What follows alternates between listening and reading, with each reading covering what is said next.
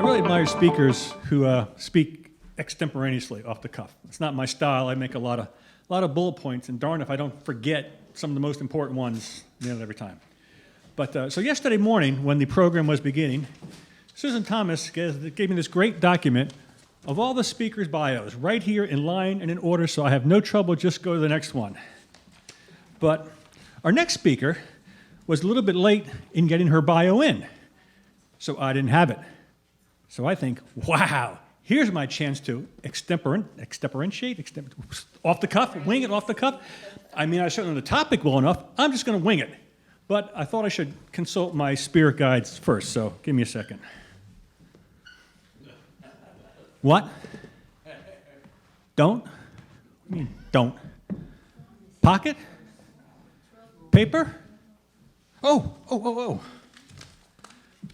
My spirit guides are telling me I better read from the paper in my pocket. Karin Faye Janice Corrigan is a recently ordained pastor of the Fellowship of Inner Light. She, along with her partner Jack, were drawn to the fellowship close to 7 years ago. She humbly joined the fellowship, seeking to find where she could fit in and provide assistance. She has volunteered in many capacities and is always willing to pick up a rake, wash dishes, or help out as projects arrive, such as the fellowship fundraiser in April and the gatherings. Currently, Karin has taken on the role, once more, as a Sunday school teacher of our older fellowship Beings of Light, ages 8 and up. Being a former teacher, she's a natural fit, and when the need arose, she agreed to step in. Karin is also an LPM, specializing in elder care, and feels honored to assist families when their time comes for a loved one's transformation from this world to our spiritual home. One of Karin's favorite things to help with at the fellowship is assisting Sharon Solomon in the reestablishing of the Paul Solomon Library. She says, I feel so lucky to be able to hear firsthand from Sharon the incredible stories and lessons Paul left for all of us from his teachings and readings. Karin looks forward to sharing some of what she has learned at this year's family gathering. The Wisdom of Solomon, in her talk, If You Could Have Been There. Reverend Corrigan, please.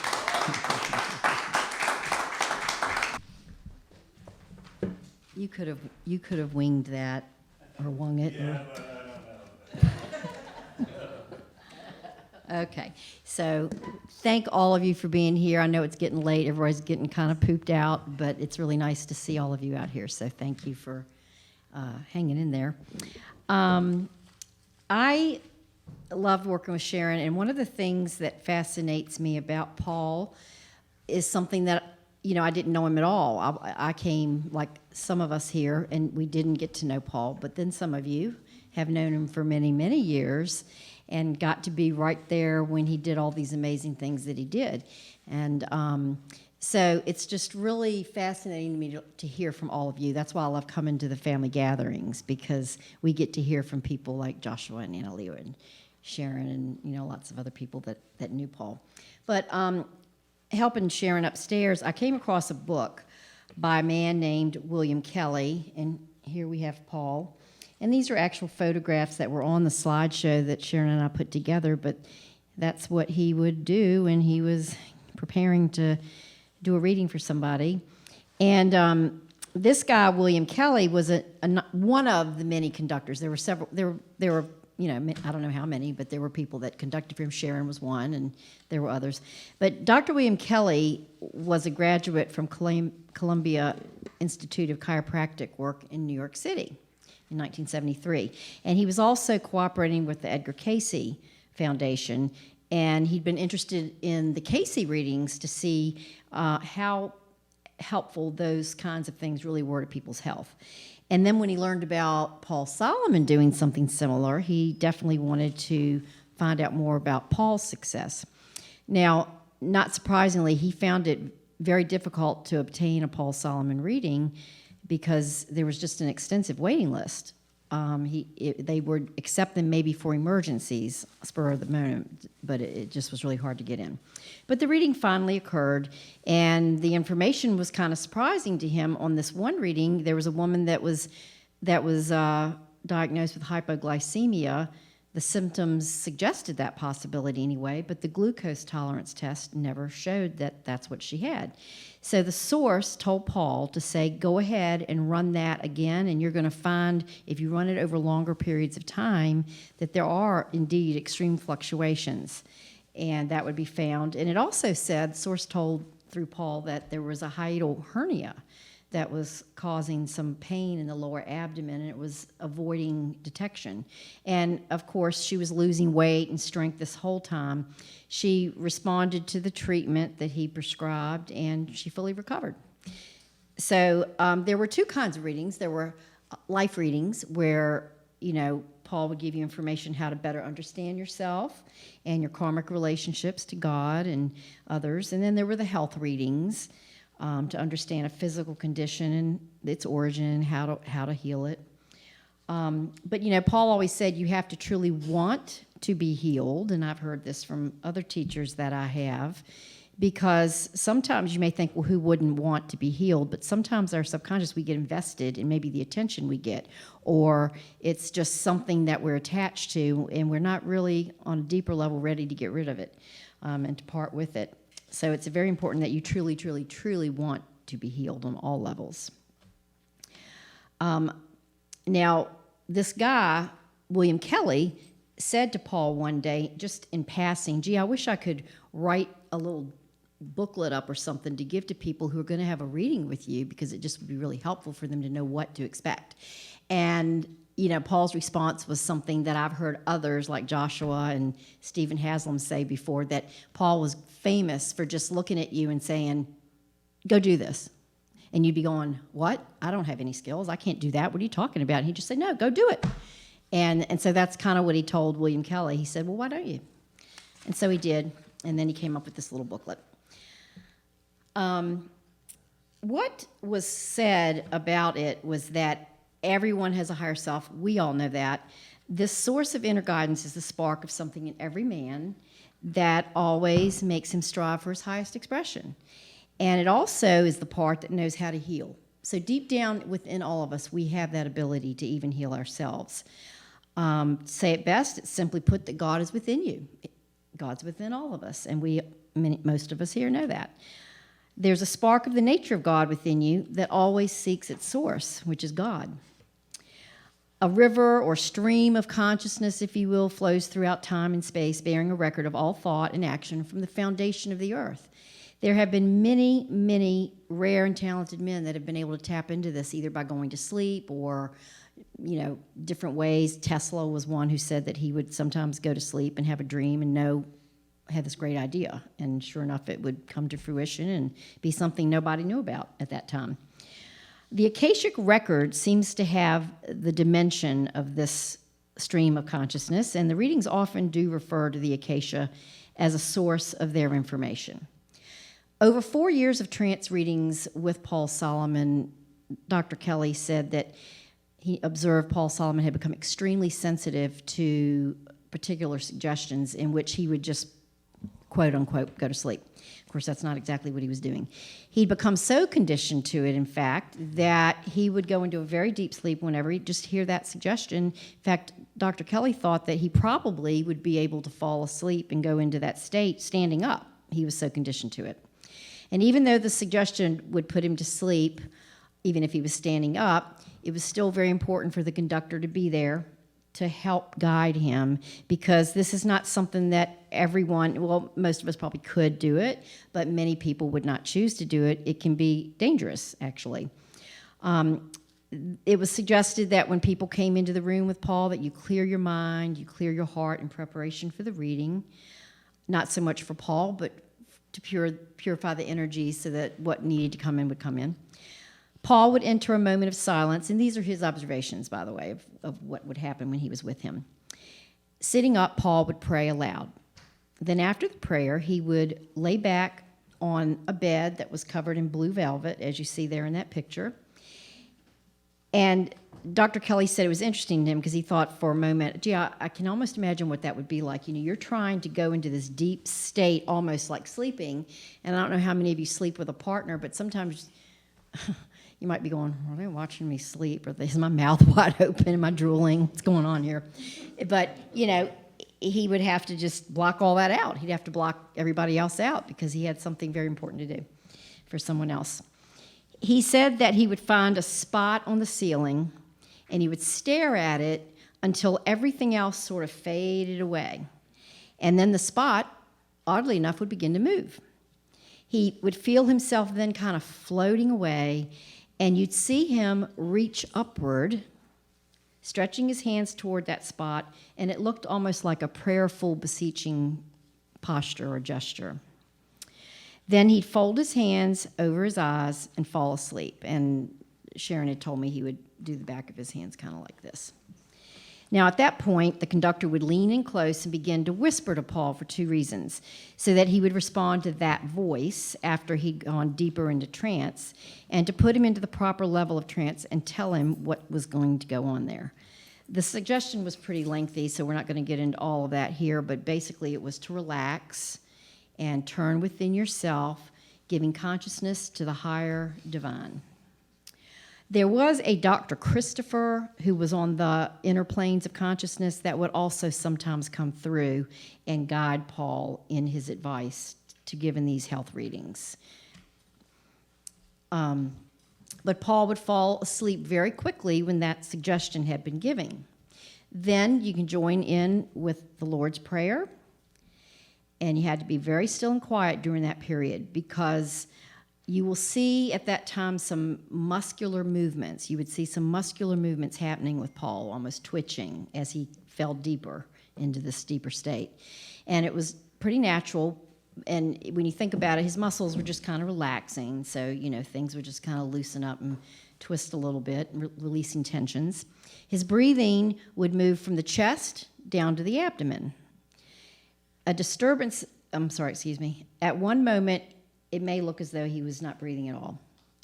And it was especially important to be still and quiet during that time period because it was a very crucial moment of transition from normal sleep to the projection from the physical body. A disturbance during that time, however slight, could prevent the transition or even cause him to have serious migraine headaches later or maybe severe pain.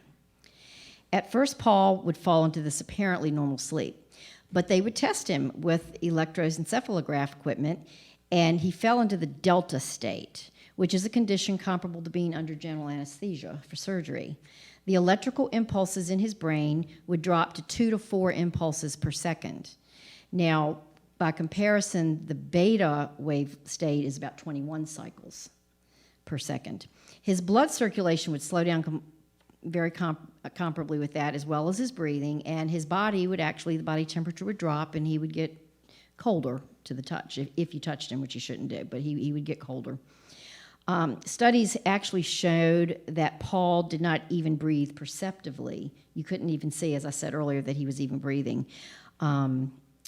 You might, if you were in that room with him when he's at this state, you might actually be a little shocked or surprised to see that he'd have a violent sort of shudder, and I'm just acting here, I don't know, but a shudder of a physical shudder, a visible shudder of his body, and almost like a convulsion, and it was at the solar plexus. And that would happen when his consciousness actually left the body. Dr. William Beadler, who was chairman of the philosophy department at Guilford College in Greensboro, North Carolina, and a student of Eastern religions, found in his testing that Paul was very capable of leaving the body through the crown chakra, but apparently the projection from the solar plexus was best for individual guidance readings. That spasm was the signal for the conductor to start. He would call the name and the birthplace and the place of the person who was getting the reading, and he would read a particular suggestion designed to elicit the type of information that they were seeking.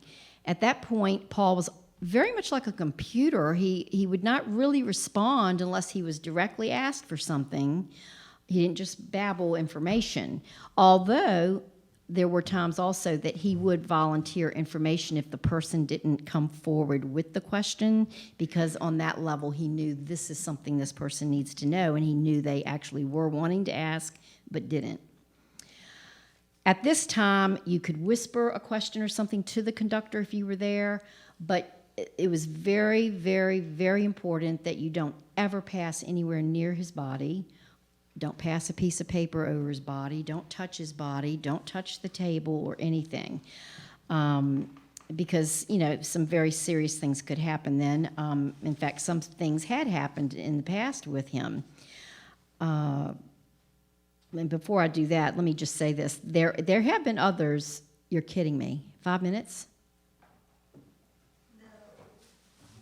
Oh, wow. I need to talk faster. Okay. Well, anyway, I'll skip this part. Paul said this.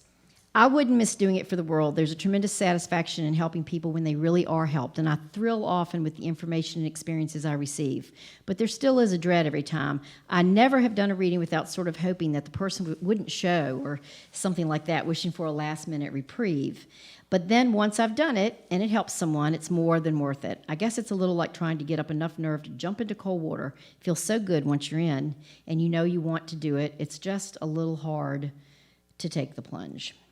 He would wake up sometimes with headaches or disoriented. One time he woke up and he didn't even know where he was. He had sort of amnesia, and they had to put him back under and address that in trance to bring him back up so he wouldn't have that problem. And he had actually had epileptic seizures before, afterwards. Sometimes he would need a little more energy. He would stay in the trance state 50 to 60 minutes, and somebody could come and touch the soles of his feet, the conductor could rather, and visualize the transference of energy into the channel's body. And in doing so, that would help Paul continue to do the channeling process. I was wanting, okay, Susan, you're next, right? Can I go 5 minutes extra? Would that be okay with you? Would that be okay?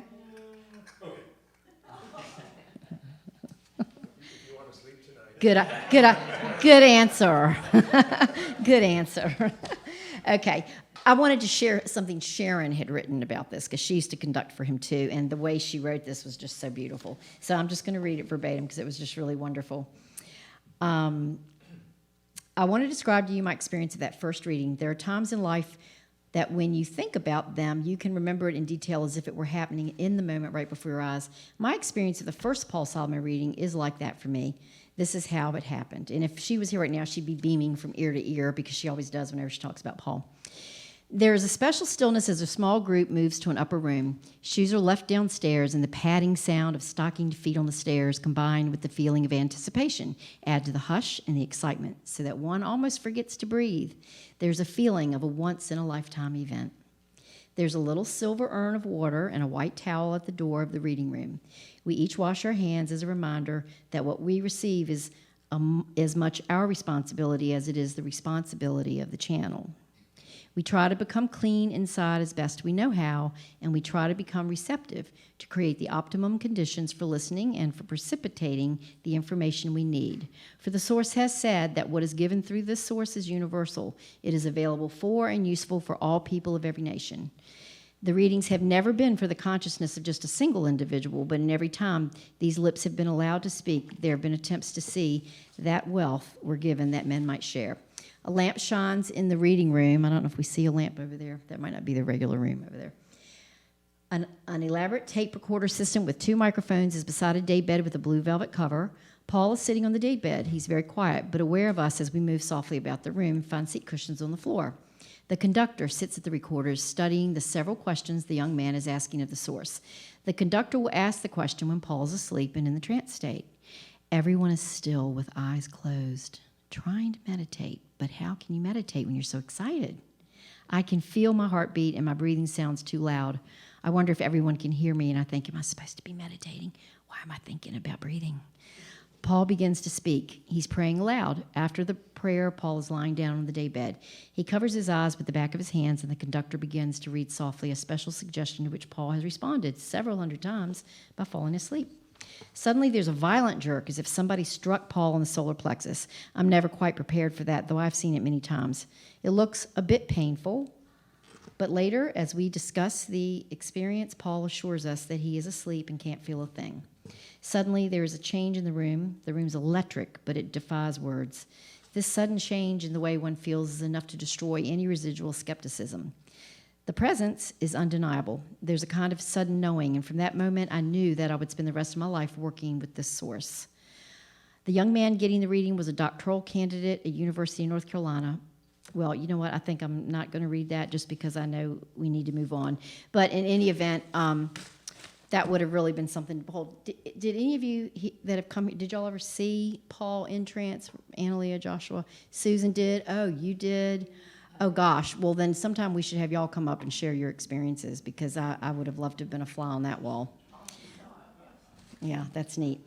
Okay, well, I was going to say a lot more. I wanted to actually thank everybody that had come and donated their time, but I guess you know who you are. And I just really wanted to close that when I first met Sharon, aside from her warm smile and welcome, I felt she carried the mother energy of this place, nurturing, loving, but fiercely protective of her baby. It just occurred to me in the wee hours of the morning as I wrote this that besides Larry and Bruce, Brian Barry, I think, has a little bit of that father energy. In his talk yesterday, you know, it was firm, like a father would be, no-nonsense approach when we need it, but ever patient, kind, and always willing to listen and lovingly counsel. And I think we wear him out sometimes, but anyway, to sum up, in today's world, there seems to be a tendency to want to rewrite and sometimes even erase history when it becomes inconvenient, uncomfortable, or offensive to some people. And I hope and pray that this fellowship of the inner light never forgets its history, that without Paul Solomon, the founder of this church, and all the people like those that I just mentioned, which I didn't mention, and for many more that I did not, this beautiful place of love and light and learning, where spirit meets body and hearts join hands, that this place would not be here manifest on this earth if it were not for Paul Solomon and the people who worked so hard to preserve his memory. So long live this fellowship as Paul Solomon envisioned it. Thank you.